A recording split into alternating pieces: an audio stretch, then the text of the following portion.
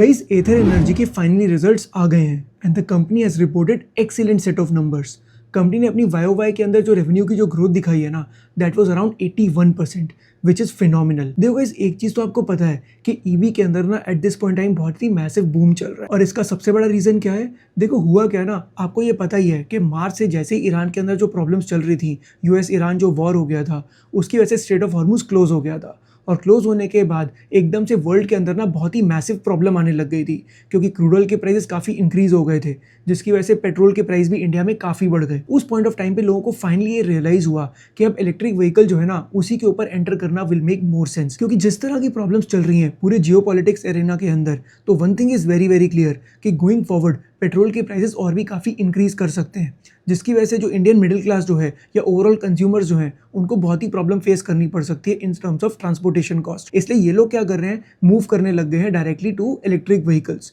और ये ट्रेंड जो है ना, ये लास्ट 4-5 मंथ से तो बहुत ज़्यादा पिक करने लग गया है। तो गाइस, जितनी भी कंपनीज है ना जो इस पॉइंट ऑफ टाइम पे टू व्हीलर स्पेस के अंदर वर्क कर रही हैं, they are reporting phenomenal set of numbers. अब चाहे टीवीएस की बात करो, हीरो की बात करो, बजाज की बात करो या फिर एथर की बात करो। और इसके अंदर भी ना मैं एथर से बहुत ज़्यादा इंप्रेस्ड हूँ, क्योंकि गाइस आपको एक बात समझनी पड़ेगी कि एथर जो है ना, वो एक लीगेसी प्लेयर नहीं है। मतलब ये जितनी बाकी कंपनीज हैं, इनके पास डेकेड्स ऑफ एक्सपीरियंस है इंडिया के अंदर टू व्हीलर्स को सेल करने का। तो इनके पास क्या है ना, बहुत ही मैसिव ब्रांड रिकॉल है और इनके पास इतना मैसिव डिस्ट्रीब्यूशन नेटवर्क भी है, प्रोडक्शन कैपेसिटीज भी हैं। तो इन कंपनी से तो एक्सपेक्टेड था ही कि ये कंपनीज बहुत ही अच्छा कर सकती हैं, लेकिन एथर जिसके पास कोई पुराना कोई बैकग्राउंड था भी नहीं टू व्हीलर्स को सेल करने का, ये भी इस पॉइंट ऑफ टाइम पे इनको बहुत ही मैसिव फाइट दे रही है। देखो, इससे पहले एक और कंपनी थी ओला इलेक्ट्रिक, जो सबसे पहले पाइनियर बनी इलेक्ट्रिक व्हीकल्स के अंदर। उन्होंने क्या किया था ना, वो बहुत ही सस्ते लेवल के स्कूटर्स लेकर आए थे इंडिया के अंदर, लेकिन प्रॉब्लम क्या हुई ना, इनके जो स्कूटर्स थे उनके अंदर बहुत ही टेक्निकल इश्यूज आने लग गए थे,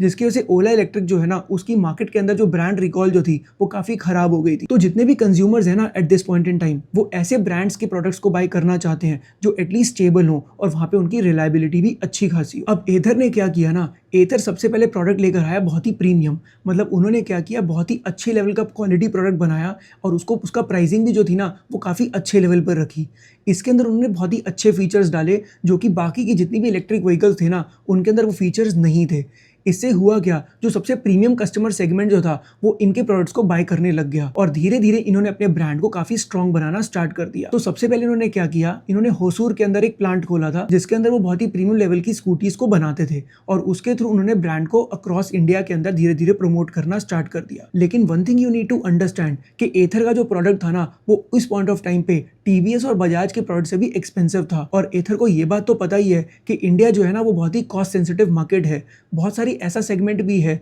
जो इतना हाई प्राइस के प्रोडक्ट्स को अफोर्ड नहीं कर पाएगा। तो अब ये लोग क्या कर रहे हैं, इन्होंने महाराष्ट्र के अंदर भी एक प्लांट खोला है, जो अभी वो 2 फेजेस के अंदर ये स्टार्ट करने वाले हैं। फर्स्ट फेज तो इनका ऑलरेडी उसके अंदर रेडी हो भी चुका है। मतलब आप ये समझ लो कि लास्ट ईयर इनकी जो ओवरऑल जो कैपेसिटी जो थी ना, इन टर्म्स ऑफ कितने वो स्कूटर्स बना रहे हैं, वो अराउंड 4.2 लाख स्कूटर्स की है। लेकिन इस पॉइंट ऑफ टाइम पे नेक्स्ट 1 ईयर के अंदर ये इस कैपेसिटी को लेकर चले जाएंगे 9.2 लाख तक। इसका मतलब वॉल्यूम ग्रोथ जो है ना, गोइंग फॉरवर्ड इनका 100% से भी ऊपर का आ सकता है। और उसके नेक्स्ट ईयर तक इनका नेक्स्ट फेज भी स्टार्ट हो जाएगा, जिसके अंदर 5 लाख और स्कूटर्स ये लोग ईयरली और बना पाएंगे। तो जो कैपेसिटी आज की डेट में इनकी 4.2 लाख की है, वो गोइंग फॉरवर्ड 14.2 लाख की हो जाएगी। तो next year they are expecting कि वॉल्यूम ग्रोथ जो है ना, वो अराउंड 100% की हो सकती है। और उसके नेक्स्ट ईयर बिकॉज बेस थोड़ा सा बढ़ जाएगा, तो उस पॉइंट ऑफ टाइम पे ये लोग 65 to 70% की वॉल्यूम ग्रोथ दिखा सकते हैं। तो one thing you need to understand कि गाइस, प्रोडक्ट जो है ना, उसकी डिमांड तो बहुत ही स्ट्रॉन्ग चल रही है,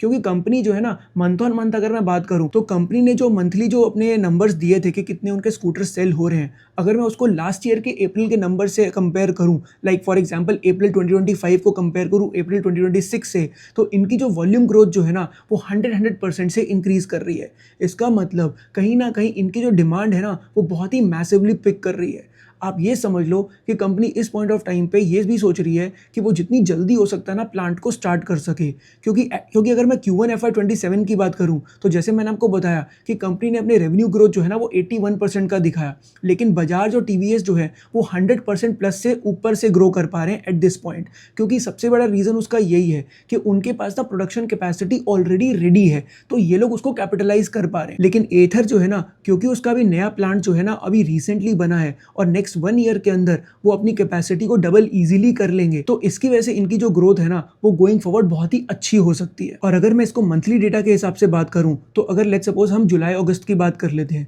कि जुलाई के अंदर लेट्स सपोज ये कंपनी जो है ना उसने 31,000 स्कूटर्स जो है ना इस साल सेल किए थे, तो नेक्स्ट ईयर ये नंबर बढ़ के हो जाएगा 75,000 के अराउंड, और उसके नेक्स्ट ईयर ये नंबर इंक्रीज होकर हो सकता है 1.2 लाख। तो आप ये समझो कि नेक्स्ट 2 ईयर्स के अंदर कंपनी जो है ना उसकी वॉल्यूम्स 4 टाइम्स होने वाली हैं। इसका मतलब ये हुआ कि कंपनी बहुत ही ज्यादा ऑप्टिमिस्टिक है with respect to the demand. अब जैसे मैंने आपको बताया कि जितने ही बाकी के प्लेयर्स हैं, चाहे वो बजाज हो गया, टीवीएस हो गया, हीरो हो गया, ये कंपनीज जो है वो बहुत ही फास्ट रेट पर अपनी वॉल्यूम्स को इंक्रीज कर पा रही हैं। और इसका सबसे बड़ा रीज़न यही है कि इनके पास प्रोडक्शन कैपेसिटी अच्छी खासी ऑलरेडी है। लेकिन एथर ने अभी क्या किया ना, रिसेंटली एथर अभी एक QIP किया है इसने। QIP का मतलब क्या होता है ना, क्वालिफाइड इंस्टीट्यूशनल प्लेसमेंट्स। इन्होंने 2500 करोड़ जो है ना वो बहुत ही बड़े बड़े म्यूचुअल फंड्स और जितने बड़े बड़े फंड हाउसेज हैं ना उनसे 2500 करोड़ रुपीज़ इन्होंने रेज किए हैं, क्योंकि इनको प्लांट जो है वो बहुत जल्दी बनाना पड़ेगा और क्योंकि ये लास्ट 5-7 ईयर से बहुत ही अच्छी एग्जीक्यूशन कर रहे हैं। इसकी वजह से जितने ही बड़े बड़े मार्की इन्वेस्टर्स हैं वो लोग इनके अंदर इन्वेस्ट करने के लिए रेडी हो चुके हैं। तो इस पॉइंट ऑफ टाइम पे कंपनी बहुत सारा पैसा अपने पास लेकर बैठी है और कंपनी क्या कर रही है, बहुत ही मैसिवली फोकस कर रही है कि अपनी कैपेसिटी को इंक्रीज कर सके। एक और चीज़ जैसे मैंने आपको बताई थी कि कंपनी ने स्टार्ट किस तरीके से किया था, अपने प्रीमियम ब्रांड की तरफ से किया था, और इसकी वजह से हो क्या रहा था, बहुत सारे जो कॉस्ट सेंसिटिव मार्केट जो है ये उसको कैप्चर नहीं कर पा रहे थे। इसलिए अभी जो इनका जो प्लांट जो है ना, बेसिकली जिस प्लांट की हम बात कर रहे थे वो बेसिकली एक महाराष्ट्र बेस्ड प्लांट है जो 2 फेजेस के अंदर अपनी कैपेसिटी को इंक्रीज करने वाला है। अब फर्स्ट फेज जो है ना उसकी वजह से 5 लाख स्कूटर्स की कैपेसिटी ऐड हो जाएगी एनुअली, और नेक्स्ट फेज जो है वो नेक्स्ट ईयर स्टार्ट होगा जिसके अंदर अनदर 5 लाख ऐड हो जाएगी कैपेसिटी। तो मतलब इस प्लांट के थ्रू 10 लाख कैपेसिटी और ऐड हो जाएगी, जो कि इस पॉइंट ऑफ टाइम पे सिर्फ 4.2 लाख की है। अब इस प्लांट के अंदर ना कंपनी जो भी स्कूटर्स बना रही है उसकी जो प्राइसिंग रहेगी वो अंडर 1 लाख रुपी रहेगी। अब इससे क्या चीज़ होगी, ये एक मिड सेगमेंट के अंदर ये प्रोडक्ट की कंपनी निकाल रही है। इससे बहुत सारे ऐसे कस्टमर्स जिनको 1.5-1.6 लाख की स्कूटी थोड़ी एक्सपेंसिव लगती है, वो लोग थोड़े कम फीचर्स लेकर इस पर्टिकुलर स्कूटर को भी खरीद सकते हैं, क्योंकि एथर ने ऑलरेडी अपना ब्रांड जो है वो काफ़ी अच्छा बना लिया है with respect to its software हो गया या फिर बहुत सारे अलग अलग इनके फीचर्स हो गए, या जितनी जितनी ये कंपैटिबिलिटी दे रहे हैं with respect to Google Maps and और भी बहुत सारे डिफरेंट फीचर्स दे रहे हैं। तो ये जितने भी फीचर्स हैं ना ये इनको डिस्टिंग्विश कर रहे हैं with the rest of its peers. तो लोग जो है ना बेसिकली एथर से काफ़ी ज़्यादा इंप्रेस हो रहे हैं। अब गाइस इसके साथ साथ एक और बहुत इंपॉर्टेंट डेवलपमेंट हुई है। अभी रिसेंटली दिल्ली गवर्नमेंट ने क्या करा, एक न्यू EV पॉलिसी लेकर आए। उन्होंने उसके अंदर क्या बोल दिया, कोई भी अगर नया 2 व्हीलर होगा ना तो 2028 के बाद वो इलेक्ट्रिक व्हीकल ही होगा, उसी की रजिस्ट्रेशन दिल्ली के अंदर हो सकती है। मतलब पेट्रोल वेरिएंट्स जो है ना उनकी रजिस्ट्रेशन नहीं की जाएगी 2028 के बाद। अब गाइस ये जो न्यूज़ है ना ये बहुत ही पॉजिटिव है इलेक्ट्रिक व्हीकल इंडस्ट्री के लिए, क्योंकि अभी तो ये सिर्फ दिल्ली गवर्नमेंट है, धीरे धीरे और स्टेट गवर्नमेंट भी ना इस पॉलिसी को लेकर आ सकती हैं, जिससे क्या होगा, EV की जो पेनिट्रेशन है स्पेसिफिकली अगर मैं 2 व्हीलर्स की बात करूं तो बहुत ही फास्ट इंक्रीज कर सकती है गोइंग फॉरवर्ड, जिसकी वजह से एथर और बाकी के जितने ही मार्की प्लेयर्स हैं उन सबको बहुत ही मैसिव बेनिफिट हो सकता है। अब गाइस Q1 FY27 के अंदर कंपनी ने 81% की YoY ग्रोथ दिखाई है विच इज़ अमेजिंग। और गोइंग फॉरवर्ड जैसे मैंने आपको बताया कि मैनेजमेंट जो है ना वो वॉल्यूम ग्रोथ जो है गोइंग फॉरवर्ड वो 100% से ऊपर की बात कर रहा है फॉर FY27, और FY28 के लिए उन्होंने जो गाइडेंस दी है दैट इज़ अराउंड 65-70%। अब आपको एक बात समझनी पड़ेगी कि सेल्स ग्रोथ जो होती है ना उसके 2 मेजर कंपोनेंट्स होते हैं, एक होता है प्राइस ग्रोथ और दूसरा होता है वॉल्यूम ग्रोथ। वॉल्यूम ग्रोथ तो मैंने आपको इजीली बता दिया कि वॉल्यूम ग्रोथ अराउंड 100% हो सकती है FY27 के अंदर। दूसरा कंपोनेंट क्या है, प्राइस ग्रोथ, कि कंपनी जो है ना उसके पास कितनी कैपेसिटी है कि वो अपने प्राइस को इंक्रीज कर सकती है, कंपनी कहाँ स्टैंड करती है, एक बार उसको समझते हैं। अब इस प्राइस ग्रोथ का मतलब क्या है कि कंपनी जो है ना क्या उसका ब्रांड इतना स्ट्रांग है कि अगर मान लो रॉ मटेरियल के प्राइसेस बढ़ जाते हैं या किसी रीज़न की वजह से क्या वो प्राइसेस आगे इंक्रीज कर सकते हैं टू प्रोटेक्ट देयर मार्जिन्स। क्योंकि आपको एक चीज़ तो पता है कि इलेक्ट्रिक व्हीकल्स के अंदर जो सबसे इंपॉर्टेंट रॉ मटेरियल रहते हैं वो कॉपर और एल्यूमिनियम है, और लास्ट 6-8 मंथ्स के अंदर इन दोनों के प्राइसेस बहुत ही मैसिवली बढ़ गए हैं। क्योंकि हर इंडस्ट्री के अंदर, चाहे मैं डेटा सेंटर की बात करूँ या मैं इलेक्ट्रिफिकेशन की बात करूँ या मैं ग्रीन एनर्जी की बात करूँ, इन सब के अंदर क्या हो रहा है ना, कॉपर और एल्यूमिनियम की जो डिमांड है वो बहुत ही मैसिव है, जिसकी वजह से इनके प्राइसेस काफ़ी ज़्यादा इंक्रीज कर गए हैं। केबल एंड वायर्स के अंदर भी आपको पता ही है कि कॉपर और एल्यूमिनियम की रिक्वायरमेंट सबसे ज़्यादा रहती है, तो इसकी वजह से क्या हो रहा है, ये रॉ मटेरियल की कॉस्ट जो है वो काफ़ी बढ़ती जा रही है। और अगर कंपनी का ब्रांड इतना स्ट्रांग नहीं हुआ तो ये इस कॉस्ट को आगे पास ऑन नहीं कर पाएंगे, और अगर आगे पास ऑन नहीं कर पाए तो इनके मार्जिन जो है वो कंप्रेस हो सकते हैं। और इसका जो डेमोन्स्ट्रेशन जो था वो एथर ने बहुत ही स्ट्रांगली दिया है इस पर्टिकुलर क्वार्टर के अंदर, क्योंकि जो स्कूटर वो पहले 1,50,000 रुपीज़ में सेल करते थे उसको इन्होंने उसके प्राइजेस को इंक्रीज करके 1,60,000 तक लेकर आ चुके हैं। इसका मतलब one thing is very clear कि कंपनी जो है ना, रॉ मटेरियल के प्राइस अगर बढ़ जाते हैं तो कंपनी जो है उसको आगे पास ऑन कर सकती है। मैं ये नहीं बोल रहा कि कंप्लीटली पास ऑन कर देगी, but to a large extent उन्होंने पास ऑन कर दी हैं, जिसकी वजह से अपने मार्जिन को भी मेंटेन कर पा रहे हैं। कंपनी का जो एबिडा है इस पर्टिकुलर क्वार्टर के अंदर पॉजिटिव आया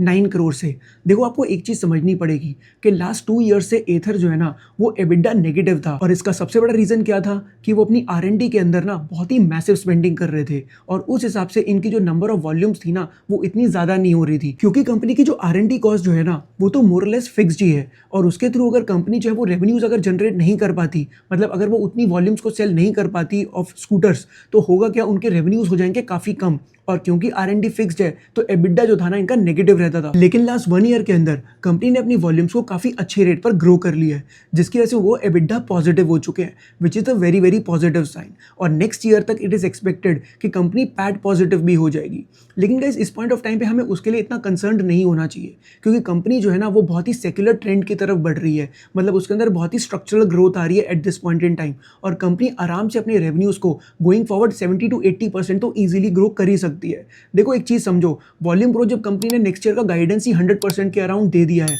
और प्राइस ग्रोथ भी कंपनी आराम से ले सकती है, तो ये कहना बहुत बड़ी बात नहीं होगी कि कंपनी का रेवेन्यू जो है ना नेक्स्ट ईयर 100% से भी ग्रो कर सकता है। लेकिन अगर हम थोड़ा कंजर्वेटिव भी ले लें तो हम 70-80% तो डेफिनेटली एक्सपेक्ट कर ही सकते हैं इस पर्टिकुलर कंपनी से इन FY27। तो गाइस, अगर देखा जाए ना तो इस पॉइंट ऑफ टाइम पे कंपनी में कुछ भी नेगेटिव दिख ही नहीं रहा, लेकिन वही चीज़ है, हमें इस कंपनी को कंसिस्टेंटली ट्रैक करना पड़ेगा कि जो कंपनी इस पॉइंट ऑफ टाइम पे बोल रही है, मतलब Q1 FY27 के अंदर वो क्या जो कंपनी बोल रही है, क्या वो गोइंग फॉरवर्ड आने वाले क्वार्टर्स के अंदर उसको एग्जीक्यूट कर पाती है। और अगर एग्जीक्यूट कर गई, और अगर इन्होंने 1 ईयर के अंदर अपनी वॉल्यूम ग्रोथ को 100% से ऊपर इंक्रीज कर लिया, तो guys this stock can do really really well. लेकिन उसको ट्रैक कैसे करना है, that is something we teach in our equity research boot camp, जहां आपको पूरा एक इन्वेस्टमेंट फ्रेमवर्क देते हैं कि आपको किसी भी सेक्टर के अंदर अगर कोई भी कंपनी अगर आपको एनालाइज करना है तो आपको कौन कौन से मेजर पॉइंट्स को आपको एनालाइज करना पड़ेगा। हर इंपॉर्टेंट सेक्टर के कौन कौन से इंपॉर्टेंट ऑपरेटिंग मैट्रिक्स होते हैं उनको देखना बहुत इंपॉर्टेंट रहता है, बहुत ही जरूरी होता है, क्योंकि अगर आप उसको कर पाए